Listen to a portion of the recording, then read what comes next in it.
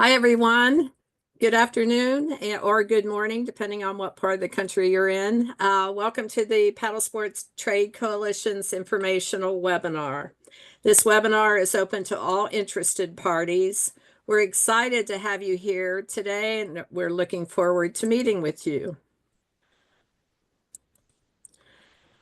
My name is Pamela Dillon. I help staff the Paddlesport Trade Coalition, and I'm very pleased to serve as your host today, along with Kristen Place.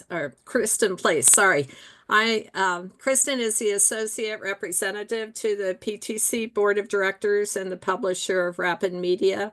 Rapid Media is proud to serve the paddle sports community, and they are our media sponsor for the Paddle Sports Trade Coalition. And I'm very grateful for Kristen in setting up all the invites and getting all this social media information out for this webinar today. Before we get started, we want to go over a few housekeeping items. This webinar is being recorded and will be available via a link shared with all of you who have registered. And to safeguard against background noise, all participants are muted at this time and will be for the duration of the webinar. But at the end of the webinar, we've included time for a live Q&A session. And at that time, if you'd like to ask your question live, please raise your hand and you should be we should be able to unmute you so you can ask your questions. You'll see the features for reacting, raising your hands, that sort of thing should be at the bottom of your screen. So take a look for those now. And at this time, we'd also like to invite you to, in the chat, go ahead and say hi to everyone and let us know who you are and where you are joining from. So give us information from your part of the country. Reminders of upcoming events. We're not going to cover all of these in a lot of detail today, but just a reminder that there will be a follow-up webinar to this, which will be a deeper dive into the direct-to-consumer discussion. So mark your calendars for June 5th, same time, same start time, and you'll be getting the invitations to those sent through social media and through all of you that are registered for this will get an invite to join at that time. Also, June 14th is Go Paddle Day. We've covered this information in a previous webinar, but more information will be coming out to all of you regarding that event, as well as the PTC Collab 25. And details are being finalized for that event, and we will be posting those as soon as possible. Here's a brief overview for today's webinar. It should take about an hour. We'll be hearing from a number of members of the PTC Board of Directors, but we really want to have this open to you and your reaction and your engagement. We've got a large number of participants here today. Right now, it's looking like 71 of you are on the call. Would invite you to use the Q&A feature at any time throughout the presentation to submit your questions or even your comments. And would also like you to use the thumbs up feature if on that same Q&A feature. If you see a question that is the same or a similar question to what you are interested in hearing more about, then just give it a thumbs up. And we're going to try to prioritize that information so that we cover the most important content based on all of you during this call. I'm honored to introduce today's presenters or facilitators. They represent three industry segments: retail, brands, and sales representatives. Simon Coward owns AQ Outdoors or Aquabatics, located in Calgary and Edmonton, Alberta, Canada. Simon is a retail outfitter representative on the PTC Board of Directors. He also serves as the board's vice president. Jason Eccles is president of Bending Branches and Aqua, located in Osceola, Wisconsin. Simon is a brand member representative on the PTC board of directors. And Ted Keys runs Ted Keys Industries, located in Twin Falls, Idaho. Ted is a sales representative to the PTC board.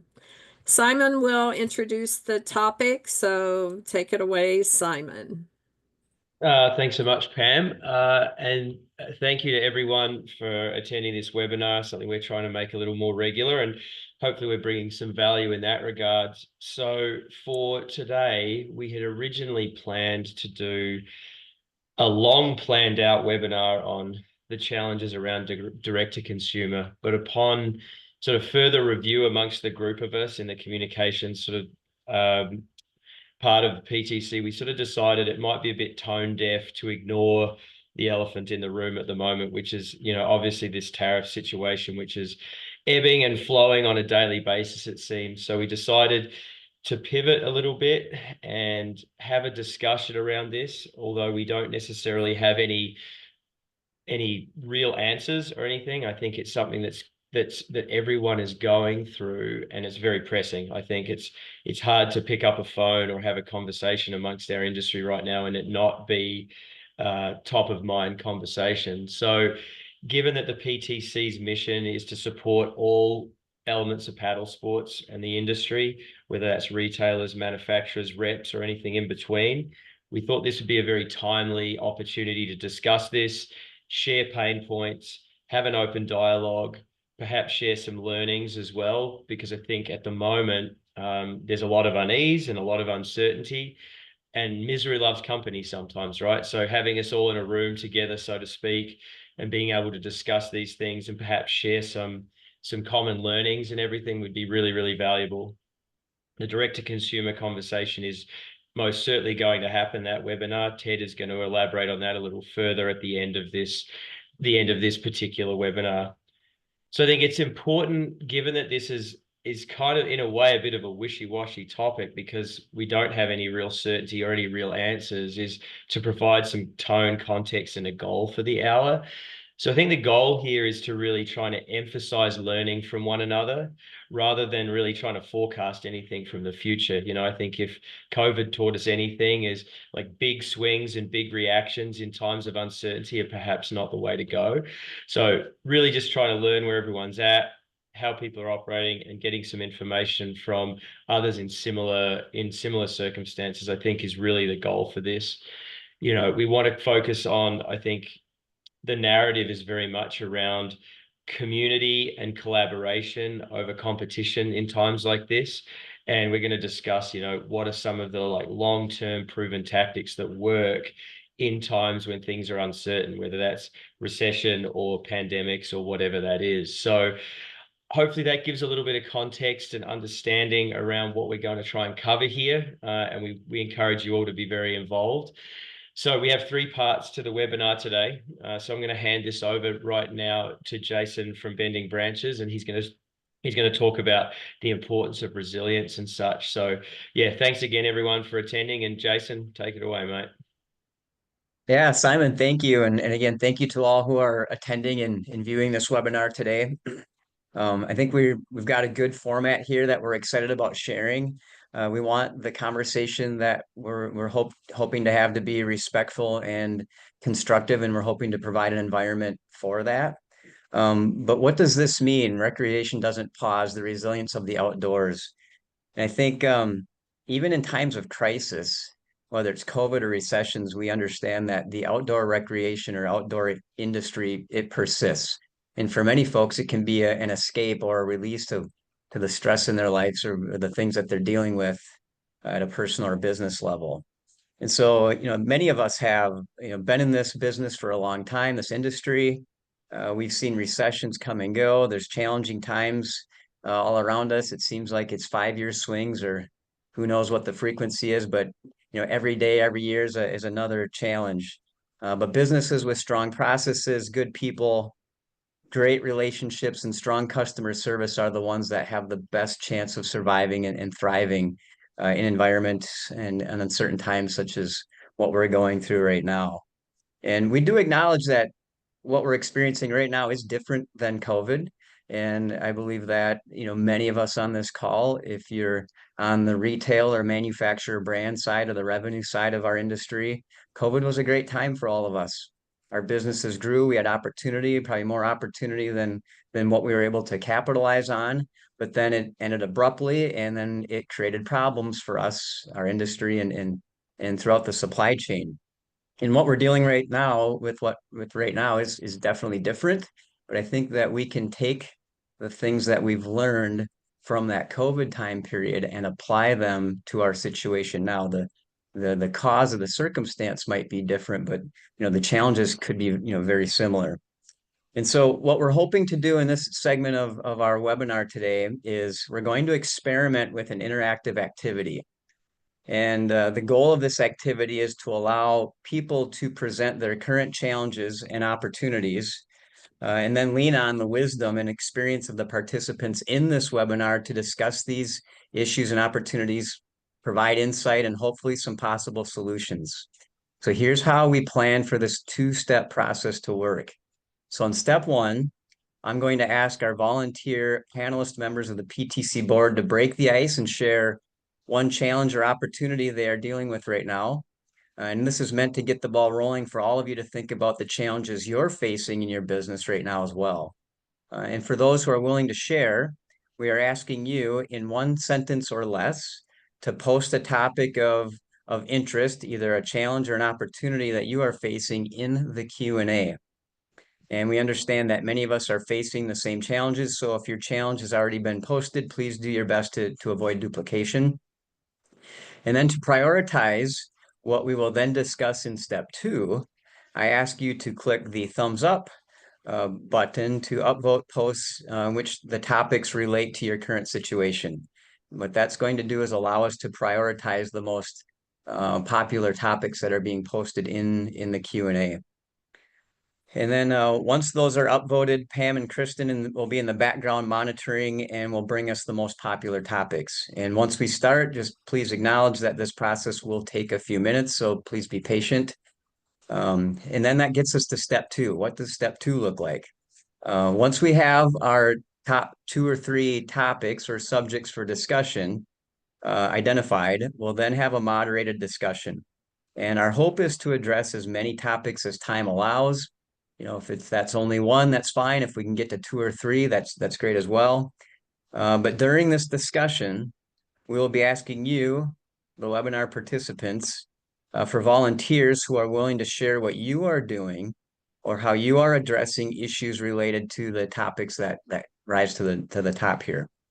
And then in order to participate, we'll simply ask for willing volunteers to raise their hand through the functions of this Zoom room. So let me recap the format. In step one, the PTC board members will break the ice and share current challenge or opportunity they're dealing with. Those who are willing to share, state, and post your current challenge in the Q&A.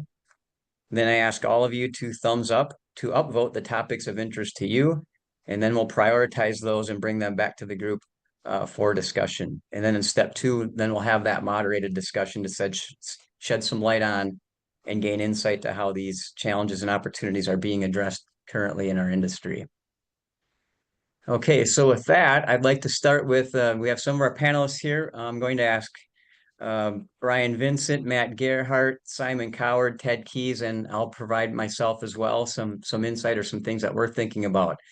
Mr. Brian Vincent, would you be willing to open up your mic and share one of the challenges that you and your business are dealing with or an opportunity that you're focusing on? Absolutely. Thank you, Jason. For me, a lot of the tension in the industry feels similar to entering COVID.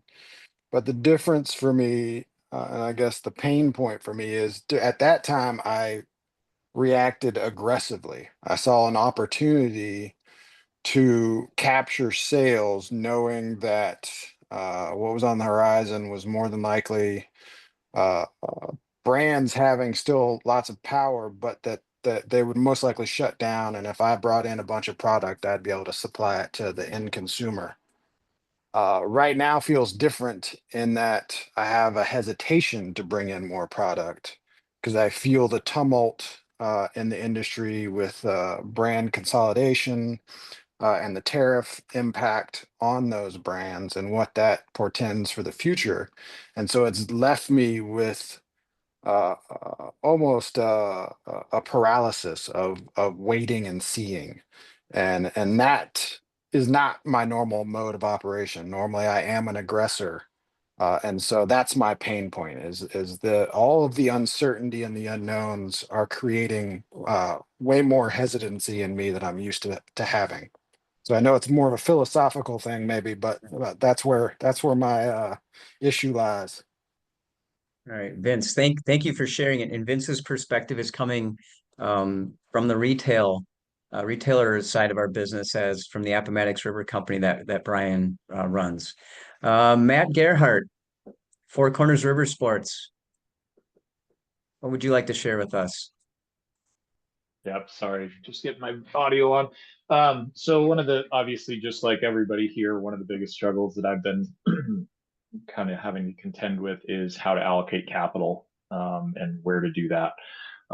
Whether that's, focusing on products that are, pulling away from things that maybe don't move quite as well, allocating that to products that do sell well, or, I know are going to have a shortage, or are obviously going to be going up in tariffs. But obviously that also applies to the business side of things, going from, where to invest in different programs and things, kayak school or community programs, as well as hiring. Obviously, we're definitely pulling back a little bit on our hiring and trying to save some capital there. But really, the way I've been trying to look at it is, kind of the way that I look at investing. Buy low, sell high, and trying to figure out where that's going to be in this market is going to be extremely difficult. And the one thing that I've really been trying to tell myself through this whole thing is, don't make the same mistakes that we did in COVID. Don't just turn around and cancel, all these orders. Let's maybe just kind of have some patience and kick the can down the road just a little ways and see how things play out, because obviously this is a very volatile time in both our industry as well as just our country in general. So trying to not make the same mistakes of making big knee-jerk reactions that we fell victim to during COVID. All right, great. Matt, thank you so much for sharing that. Simon Coward, who we've already seen today in this webinar, please share with us what you're thinking about.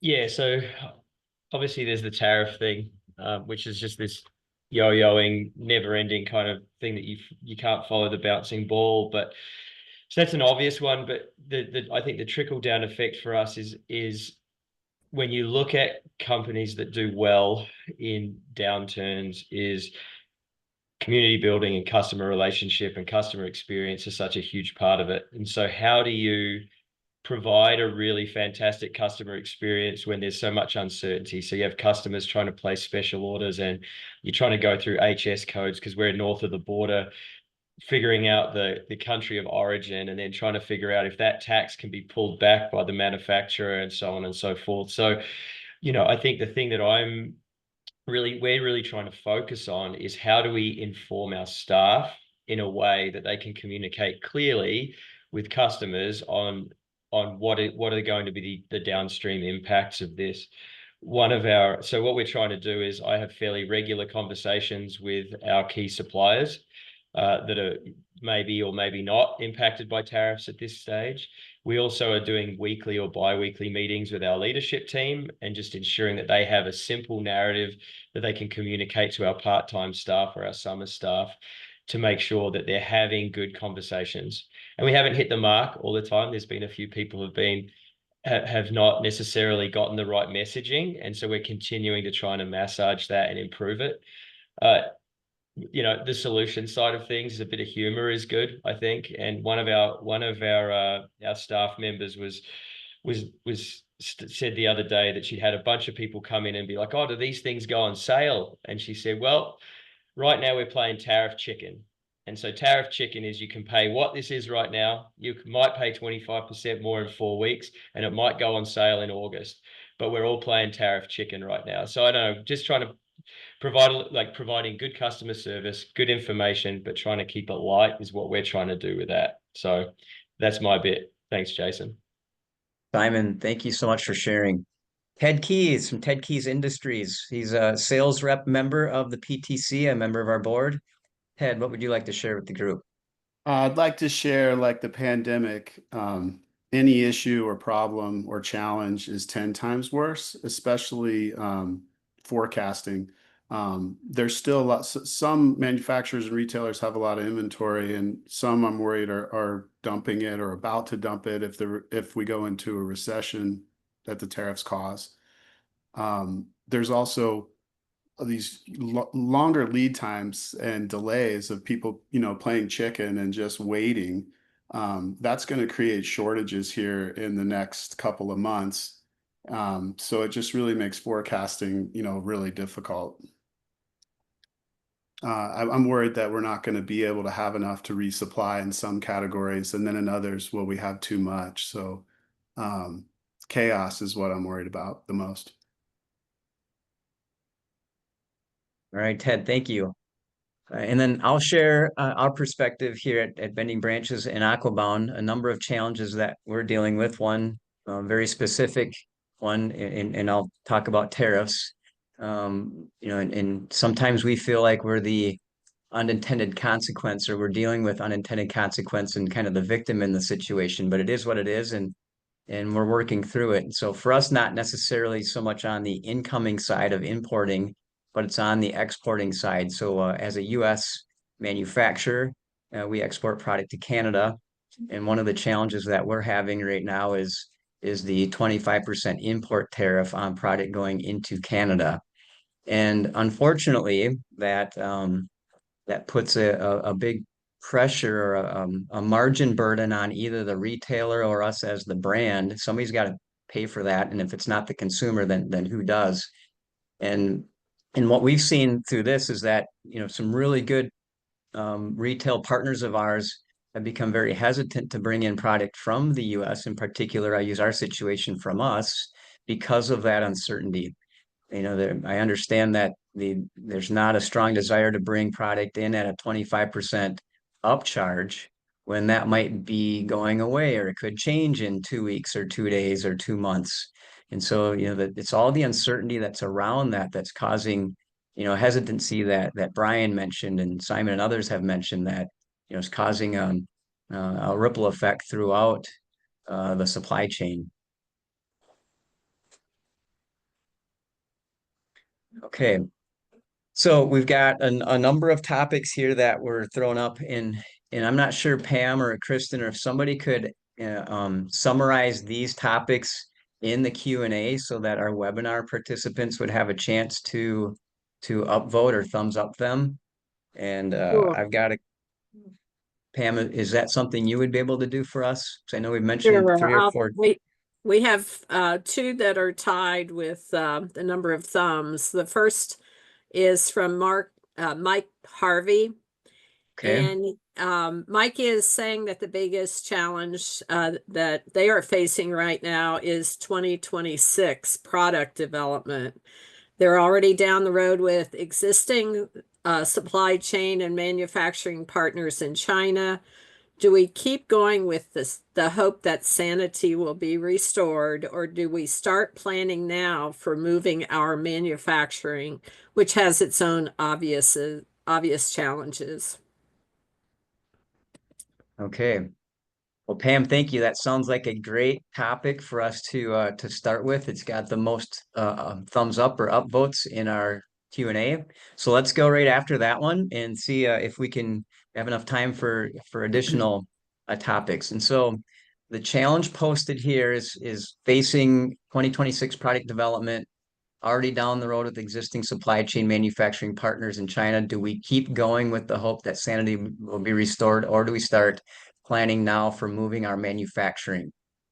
So what I'd like to do now is open up the webinar for anybody who would be, any volunteers who would be willing to participate actively and just share any thoughts or ideas or tactics that you and or your company or entity are taking in regards to this specific issue. So I And believe that if you raise your hand, there's a reaction or button at the bottom of your screen or somewhere on your screen. If you raise your hand, if you'd like to share your thoughts on that, then Kristen can open up your mic and you can introduce yourself and just share what you're thinking along those lines.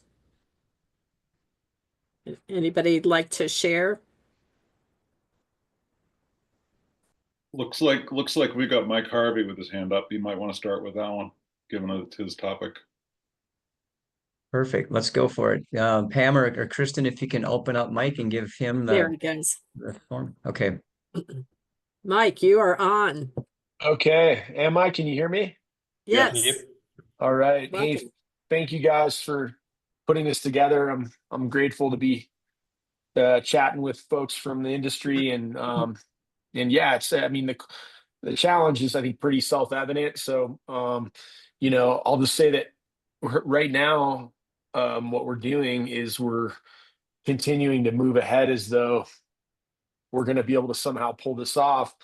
But it's obviously uncertain and because there's a lot of problems with that I think everyone can understand with trying to move production in this short of a time frame and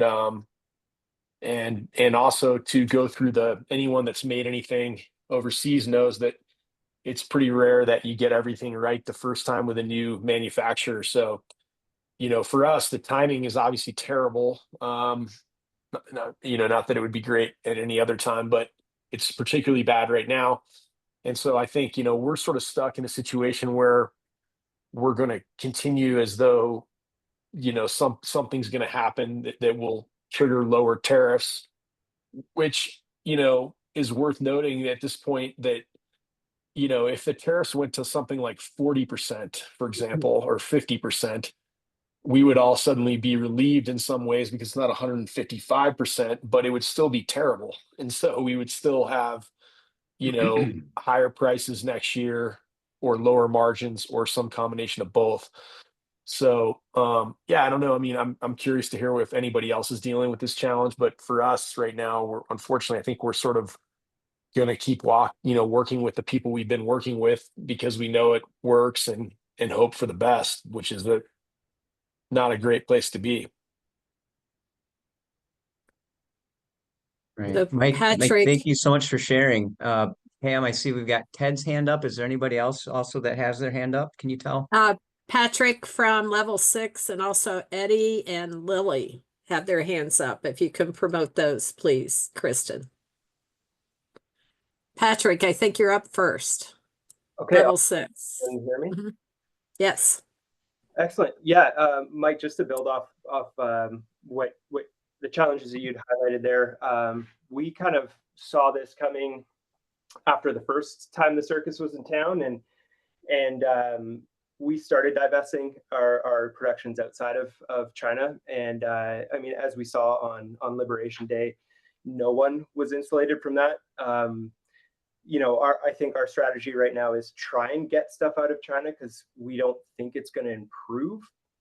However, just run on the assumption that there's no other country that's going to be safe from this for the time being.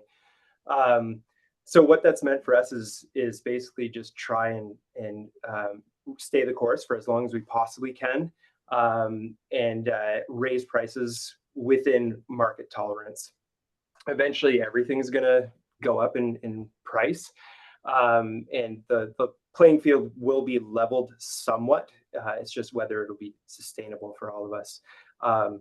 So, moving productions, moving our production out of China towards other countries, quite frankly, is taking it's taken 3 years. So it's not even something that is worth really jumping in on, because by the time you've got everything up and running, this could all be over. So it's kind of hope for the best at this point. And that's really been our approach, is just undying optimism, and try and maintain business practices, keep things as consistent as possible, raise prices wherever we have to maintain a healthy, viable business. On the latest round of tariffs, I think it's 250% on some of our Chinese made goods. We're just not even going to bother. We'll open that back up when we can, but that's been our approach. Always happy to chat with anybody to lament in this. But yeah, that's our take on it. All right, Patrick, thank you so much for sharing with the group. Greatly appreciate your input. Okay, Pam, next. Yes, we have Ted was next, and then we'll go to Eddie. Okay. Yeah, I just Right, feel especially empathetic towards procurement officers, in our industry, are going to be faced with just an incredible challenge. And I don't know what kind of calculus they're going to use to calculate these price increases, and what kind of flexibility that they're going to have. And I just think people should be prepared for that, and be ready to support those people in your organizations, because I think they're going to really feel the brunt of how do I do my job. It's really going to be challenging for them. Eddie, you're up. Can you hear me okay? Yes. Yeah. So obviously no one knows the near term, which is really challenging, but I'm leaning towards a resolution to a lot of the tariff issues and a lot of the trade issues this year.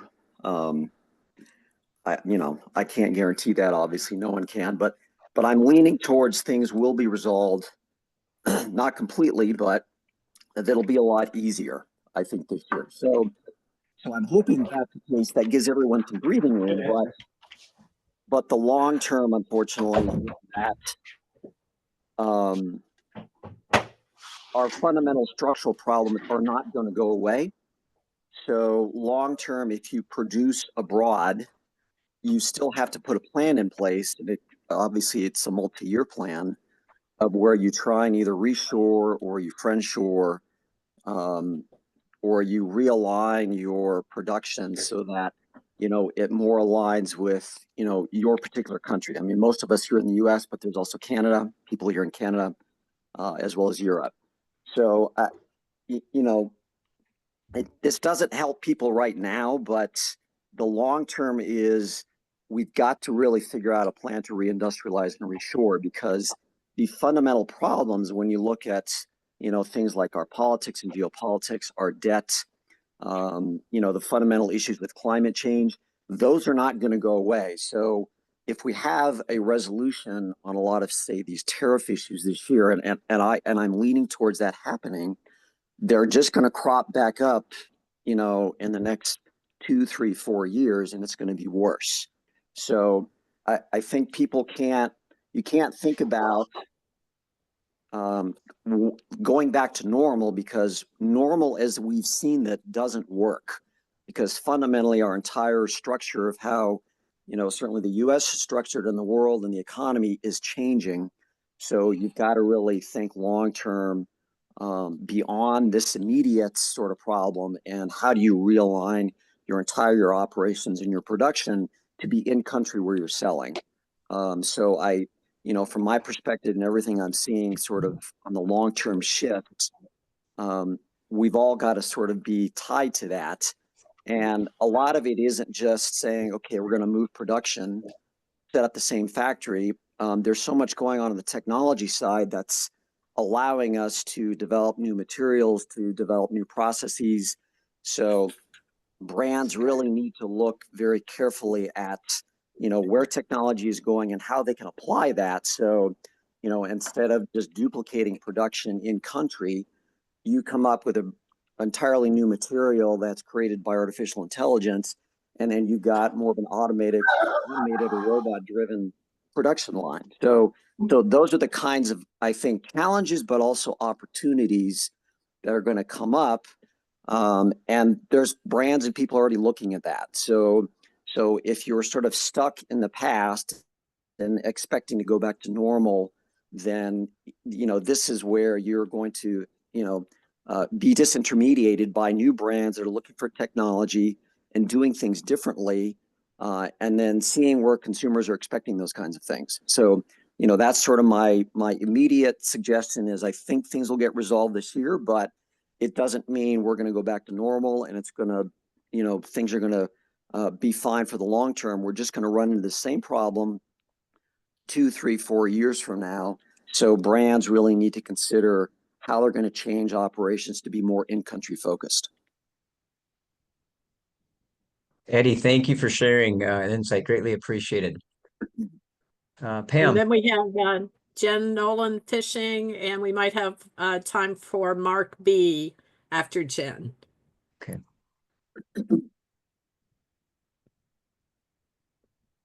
Jen, I think you're on. All right. Can you guys hear me? Yes, you're Yes, on. excellent. Yes, I am. I'm actually the Viking Kayaks USA distributor, and we're dealing with a very different circumstance. And I've been following along with the Paddlesports Trade Coalition and looking to join here very soon. My issues and concerns are more, how do those of us who are serving product that's not being sourced out of China to make sure we can keep ourselves in line, especially with issues like direct to consumer or finding a price margin to stay in there. Our imports are coming out of New Zealand, and we're not experiencing the tariff issues, and we're not dealing with that. We're more experiencing dealers that are, they're locking down, and because of the tariff situations in China and Canada, with their current inventory. Like, I'm looking for more advice and direction and help, I guess, on how we stay in the right lane and how we can provide the best of what we have, since our brand is not dealing with that tariff issue, and where can we fit in those places and not make those mistakes. Obviously, direct to consumer is an easy solution to keep prices down, but that's very damaging to our dealers. So those are the type of things that I'm looking for myself to receive from you guys. And also, being only in my second year in distributorship, I'm still learning a lot. But those are the issues that I'm looking at from my side, and I'm hoping both to get some help with that, and also to offer the idea that, Viking New Zealand will be here in June, and maybe it's a possibility. Maybe some of these factories that are pouring plastics in other countries outside of the tariff could be, something maybe down the road that could, produce some resolve for the China trade situation. Jen, thank you for sharing. And then last person on this topic, and then we've got a couple that really build on this in different ways, but let's hear from Mark B. Mark, your audio is off. You need to unmute. Can you hear me now? Yes. Perfect. Hi there, everyone. This is Mark Brando with Mustang Survival. Answering the initial question. Well, actually, starting off, first, I'm just so thankful for this group. When the initial meeting happened back in January of, what was it, 23, 24? This is exactly what I was hoping out of this group, is that we could come together of all different people in different segments of the market to be able to have these conversations and figure out how do we weather them together. So I'm so happy we're having these conversations. And, addressing the China piece, it's we're really thankful as a brand to have production in North America, both in Canada and the US, as well as some overseas spot. And the biggest piece that we're really having to do is look as a big holistic blended margin piece around where do we make stuff and where do we hold and where do we stop shipments. And it's been a crazy 2 months of heavy analysis and looking at all that. But I think the thing that is giving me hope is I just got out of a meeting with a big person in Springfield yesterday, is seeing that there's acceptance in the market that we're going to have to do this together, and knowing, we're going to have to take some fairly big margin hits on some things in order to be able to bring in to ensure that we can put products on our retailers on your shelves. But we're probably going to need some assistance on the margin on your side as well to try to keep MSRPs at a price point where you can still continue to move product and have the consumer still make the purchases. And so I think as long as we can continue to go, hey, how do we do this together? Because the people that go, sorry, I'm not going to take any price increases. And I know we've seen some of those communications out there. That's really going to be the stuff that's going to hurt this industry. And so happy to chat more with anyone around specific production around either China or the other Asian specific countries or North American strategies separately, but just wanted to say that sort of blanket statement there. Great. Mark, thank you for sharing. And I see you also posted a link to a Washington Post article talking about recent news regarding Chinese tariffs. So thank you for doing that. Absolutely. We have an entire team that is constantly monitoring, meeting every day for 30 minutes just to try to figure out how to get through this. So it's a major focus for us as a brand. That's a big burden. And I think just moving on, there's a number of questions and we appreciate everybody's comments there and details. We'll definitely keep track of these for future updates and future potential webinar topics. I would like to suggest we hear from Todd Frank. And Todd, if you could share your pretty lengthy comment there, but it kind of leads into the next topic, which Ted Keyes is going to be talking about as well. So Todd. Is Todd available? There he is. And I unmuted now, sorry. Yes. Yeah, my comment was, that, and I guess I would tend to agree with Mark a little bit, that the tariff thing is going to get worked out and there's going to have to be some price increases and there's going to have to be some uncertainty. But, at the end of the day, that's less of an issue, at least in my business and those that I am involved with via Grassroots Outdoor, than the reality that there's just some behavior on the part of the vendor community that is way more disruptive to what we're doing than any price increases that we can see. I mean, somebody made the comment that I think it was Ted that said he's worried there's not going to be enough product out there. My concern is that there has been, probably will always be too much product because manufacturers make money manufacturing. But my sense is that until we correct the disconnect between the vendor community and the retail community, which I think we saw with the PTC last summer, when the top 8 or 9 of the top 10 concerns retailers had were about D2C behavior of vendors. And on the vendor side of it, it never even made the top 10. So, ultimately, that disconnect needs to get fixed. So that's my perspective. Todd, thank you for posing that issue. And yes, it does segue nicely into Ted's next section here. Before we jump to Ted and open it up to him, I would like to see if there's anybody else on this webinar who would be willing to raise their hand and speak about this subject. And how you're dealing with it, how you're thinking about it, how you might plan to address it at some point in the future. I know it's a difficult subject and one that you're kind of maybe sticking your neck out if you are participating, but I think this is the conversation that we need to have as an industry. And it's the elephant that sits in the room. And until we're able to start having some respectful conversation around this topic, it will continue to be an issue. So I'm hoping to maybe crack that egg just a little bit today and maybe break the ice if there's anybody out there willing to speak on this subject. Mark B has his hand up again. Thanks, Sarah. Todd, this has been, I think, my topic that I've been wanting to speak about as a group for over a year now. It's definitely the biggest thing that I see concern to the industry. And I'll share, I think it's sometimes strategic to not be sharing information here, but I think that the more we share in this community, the more we can all figure out how to come out of it in a better position. And so I'll share, our direct brands website is not a primary sales avenue for us. We use it more as a marketing and informational basis for our product. Our position around selling direct, we do not sell anything directly ourselves on Amazon, and we do not open any online only retailers our whole desire for brands that are selling online is that it can be retailers utilizing that as a second revenue stream aside from brick and mortar, as we just know consumers are not going into doors as much as they might be shopping from their phones. And so that's our business's perspective. The part that scares me is I'm still finding our product in people's hands that I would never want to see on Amazon. You know, some auto parts retailer guy somehow has got his hand on our product. And that's a challenge of ours of how do we better manage and control distributors and our product getting out there.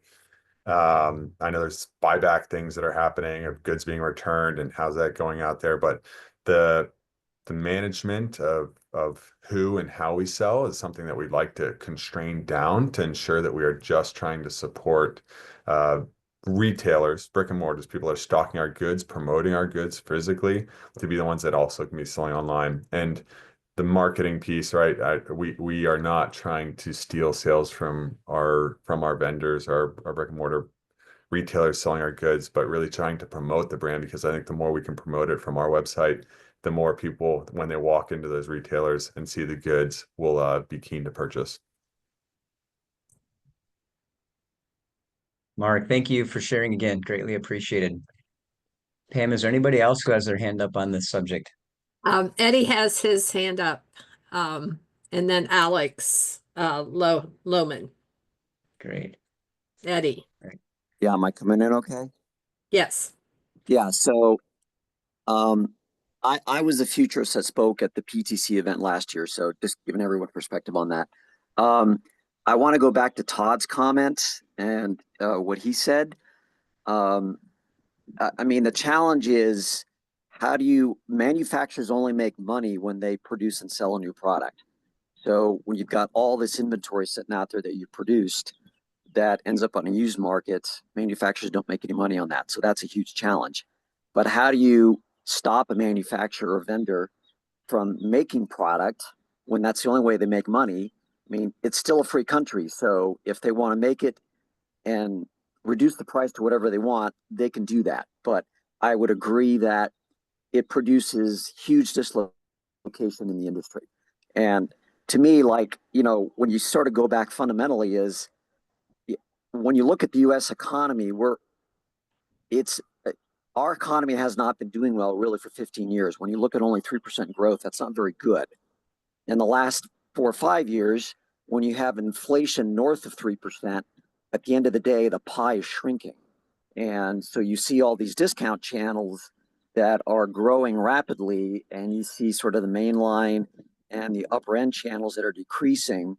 So to me, a fundamental problem that we're finding, at least in the US market, and this is really in any Western market, is that you have an economy that's not growing, inflation's too high, so it's anemic, it's actually shrinking. So you don't have a growth engine to power sales for all your manufactured goods. So, you know, we kind of go round and round about how do we correct this issue in our industry, but you know, unfortunately, it's a larger issue of how do we actually like get more consumers that are able to buy products? How do we grow the economy? How do we create a growth engine? And unless you actually do that, then you're kind of still always stuck on the issue of too much inventory, too much discounting, because everyone's just trying to survive. And it just ends up producing a situation where, you know, we're all beating each other up. You know, it's a zero-sum game in this case. So I don't have any like, you know, earth-shattering solutions to this.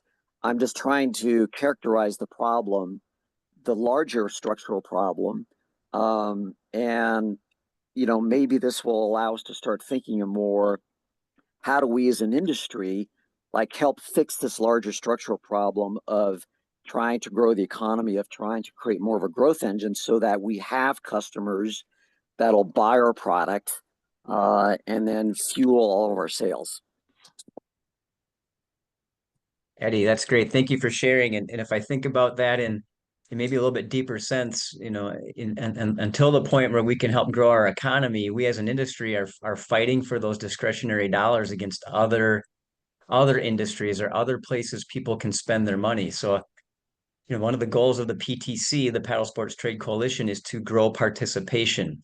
And in order to grow participation, we need to gain the interest of those who are not paddling at this point in time. And so also we're competing with other interests, other hobbies, other places for those consumers to spend their dollars. Now that's a big challenge. Okay, Pam, I think we're running out of time for this segment of our webinar here. So I'm going to turn it back over to you and move it on to Ted or Simon, sorry. Yeah, so Simon, some quick key takeaways. And again, we have noted all the questions we didn't have a chance to respond to, but we'll make note of those and be back in future opportunities. So Simon, a few key takeaways, and then we'll give it to Ted.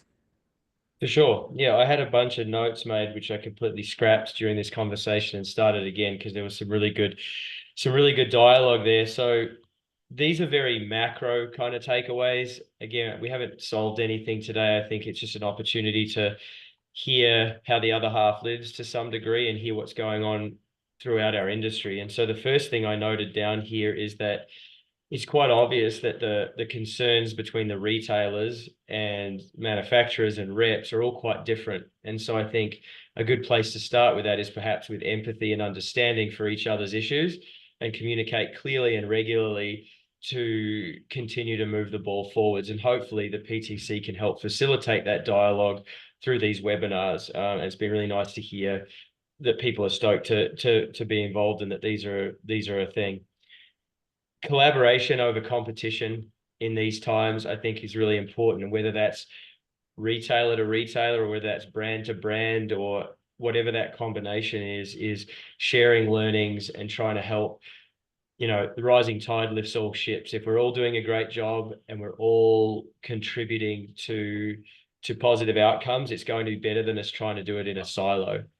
And I think that also leads into the participation piece that was mentioned in one of the Q&As and mentioned in the conversation is we can do a good job of that on a granular basis, perhaps in our own community, but with things like the Go Paddle Days initiatives that we're working on at the PTC and getting good uptake and involvement in that, even at a very basic level, we're starting to build the formative steps of creating greater participation at all age levels in all different demographics, which I think is really, really important. And, especially in times where discretionary spending is a challenge for people, I think if we can be as front of mind as possible, that's great. And if we can do that collaboratively as an industry, rather than just as individual businesses, I think that's going to be much more successful.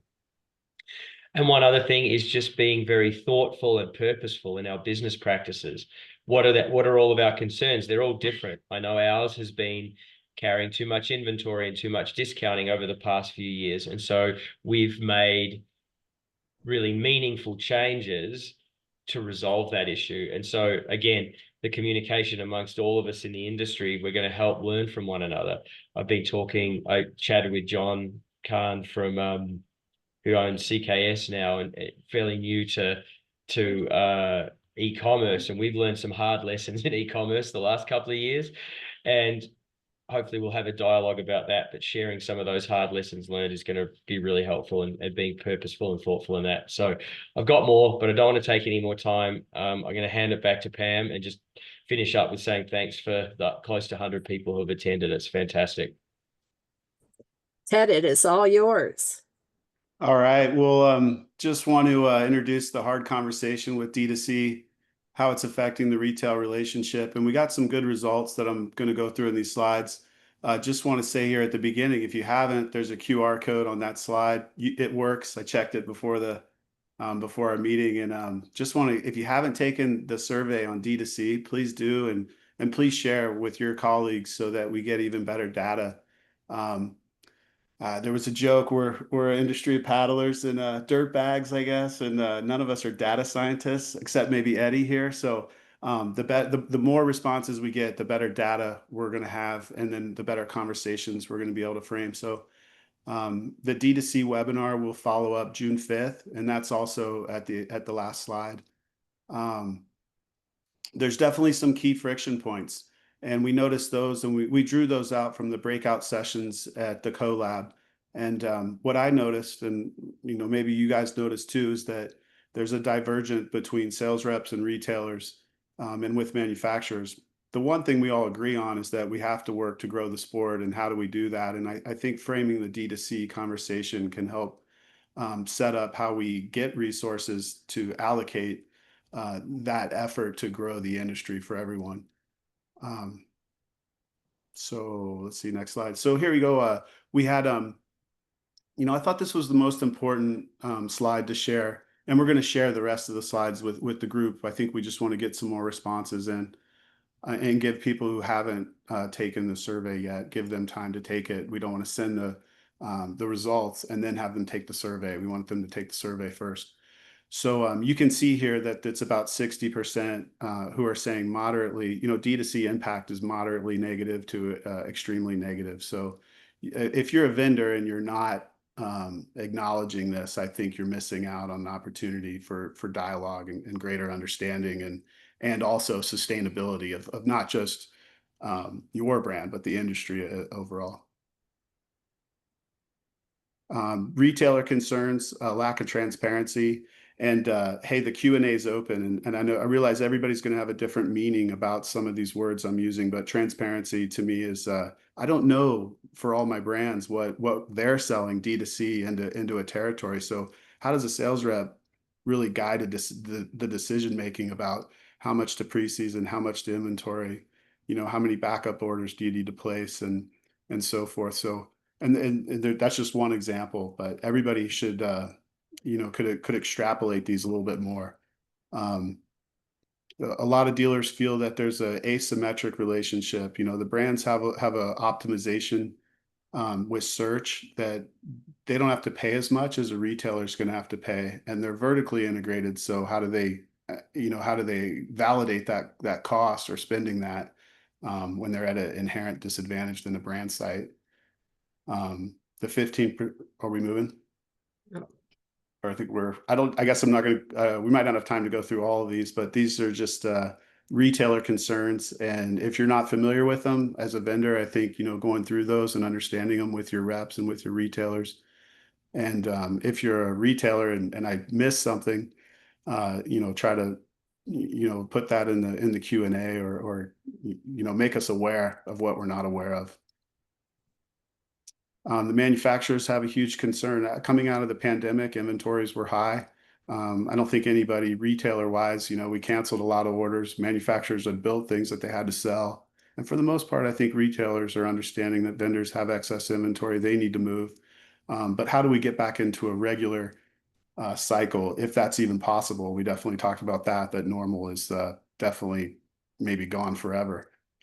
So how do we navigate? So these are just some manufacturer concerns, and I think manufacturers, if you're on this call, you could add to this list too, because the more we have, the better we're going to be able to have a more informed dialogue.